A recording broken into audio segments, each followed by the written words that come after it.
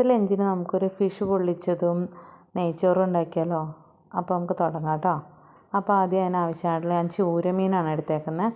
അതിലേക്ക് മഞ്ഞൾപ്പൊടി, മുളക് പൊടി, കുരുമുളക് പൊടി, ഉപ്പ്, മഞ്ഞൾപ്പൊടി എല്ലാം ഇട്ടൊന്ന് ജസ്റ്റ് ഒന്ന് മാഗ്നേറ്റ് ചെയ്ത് കുറച്ച് വെളിച്ചെണ്ണയും കൂടെ ഒഴിച്ചിട്ടുണ്ട് കേട്ടോ. അതും കൂടി ഇട്ട് എല്ലാം കൂടി ഇട്ട് നല്ലോണം മാഗ്നേറ്റ് ചെയ്ത് വെച്ചിട്ടുണ്ട്. പിന്നെ അതിനകത്തേക്ക് ആവശ്യമായിട്ടുള്ള തക്കാളി, വെളുത്തുള്ളി, ഇഞ്ചി, പച്ചമുളക്, കുറച്ച് സവോളയും കുറച്ച് ചെറിയ ഉള്ളിയും ഞാൻ എടുത്തിട്ടുണ്ട് കേട്ടോ. പിന്നെ നമുക്കത് ഉണ്ടാക്കാൻ തുടങ്ങാം. അതിന് വേണ്ടിയിട്ട് ആദ്യം നമുക്കൊരു പാൻ വയ്ക്കാം. പാനിലേക്ക് ആവശ്യമായിട്ടുള്ള ഓയിൽ നമുക്ക് ഒഴിച്ചു കൊടുക്കാം. ഓയിൽ ജസ്റ്റ് ഒന്ന് ചൂടായി വരുമ്പോഴത്തേക്കും നമുക്കതിനകത്തേക്ക് അത് കഴിഞ്ഞിട്ട് നമ്മൾ നേരത്തെ മാഗ്നേറ്റ് ചെയ്ത് വെച്ചേക്കുന്ന നമ്മുടെ മീൻ ഓരോന്നായിട്ട് ഇട്ട് കൊടുക്കാം.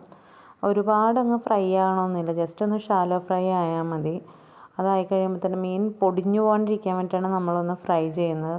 ഫ്രൈ ചെയ്താൽ പിന്നെ ഇത്രയും കൂടെ ടേസ്റ്റ് കൂടും. അപ്പോൾ നമുക്കൊന്ന് ഫ്രൈ ചെയ്തിട്ട് രണ്ട് വശം ഒന്ന് നല്ലോണം ഫ്രൈ ചെയ്തെടുക്കാം. ഫ്രൈ ചെയ്ത് നമുക്ക് വേറൊരു പാത്രത്തിലേക്ക് മാറ്റാം.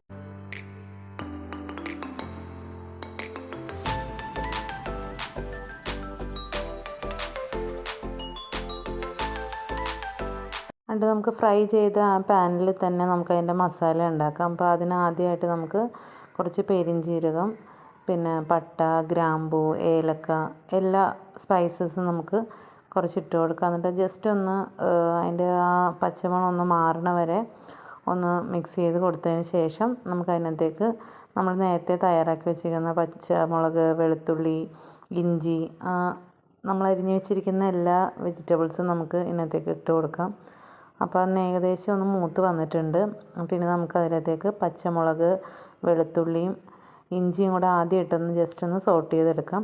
അതൊന്ന് റെഡിയായി വരുമ്പോഴത്തേക്കും നമുക്ക് അതിനകത്തേക്ക് നമ്മൾ അരിഞ്ഞ് വെച്ചിരിക്കുന്ന സവോള ഇട്ട് കൊടുക്കാം. അതിനകത്തേക്ക് കുറച്ച് ഉപ്പും മഞ്ഞൾപ്പൊടിയും ഇട്ട് കൊടുത്തിട്ട് നല്ലോണം ഒന്ന് മിക്സ് ചെയ്തെടുക്കാം. അത് ഏകദേശം ഒന്ന് ആയ ശേഷം നമുക്ക് അതിനകത്തേക്ക് തക്കാളി ഇട്ട് കൊടുക്കാം. തക്കാളി ഇട്ട് നല്ലോണം ഒന്ന് മിക്സ് ചെയ്ത് ആ തക്കാളിയിലെ വെള്ളമൊക്കെ ഒന്ന് വറ്റി കഴിയുമ്പോൾ നമുക്ക് മസാല ഇട്ട് കൊടുക്കാം. മഞ്ഞൾപ്പൊടി, മല്ലിപ്പൊടി, മുളക് പൊടി, കാശ്മീരി ചില്ലി, ഗരം മസാല, പിന്നെ കുറച്ച് ഫിഷ് മസാല. എന്നിട്ട് അതിനകത്തേക്ക് നമുക്ക് ചൂടുവെള്ളമാണ് ഒഴിച്ച് കൊടുക്കുന്നത്. ചൂടുവെള്ളം ഒഴിച്ച് കൊടുത്തിട്ട് നല്ലോണം ഒന്ന് മിക്സായി അതൊന്ന് തിളച്ച് വരുമ്പോഴത്തേക്കും നമ്മൾ നേരത്തെ ഫ്രൈ ആക്കി വെച്ചിരിക്കുന്ന നമ്മുടെ മീൻ നമുക്ക് ഓരോന്നായിട്ട് ഇട്ട് കൊടുക്കാം. മീൻ ഓരോന്നായിട്ട് ഇട്ട് കൊടുത്ത ശേഷം നമുക്ക് ആ മസാലകളെല്ലാം കൂടെ ഒന്ന് ആ മീനിലേക്ക് ആവണ വിധത്തിൽ ഒന്ന് സ്പ്രെഡ് ചെയ്ത് കൊടുക്കാം എല്ലാ സ്ഥലത്തേക്കും.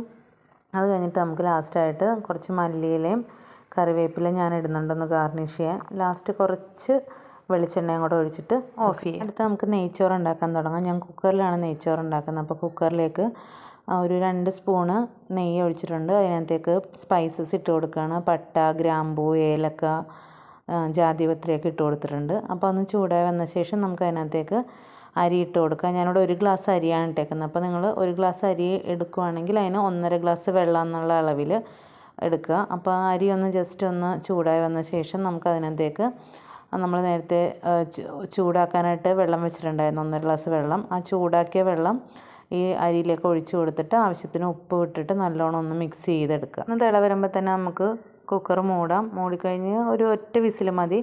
ഒറ്റ വിസിലാകുമ്പോൾ തന്നെ റൈസ് നല്ല കുക്കായി വന്നിട്ടുണ്ടാവും. എന്നിട്ട് ജസ്റ്റ് ഒന്ന് ആറിയ ശേഷം നമുക്ക് സെർവ് ചെയ്യാം.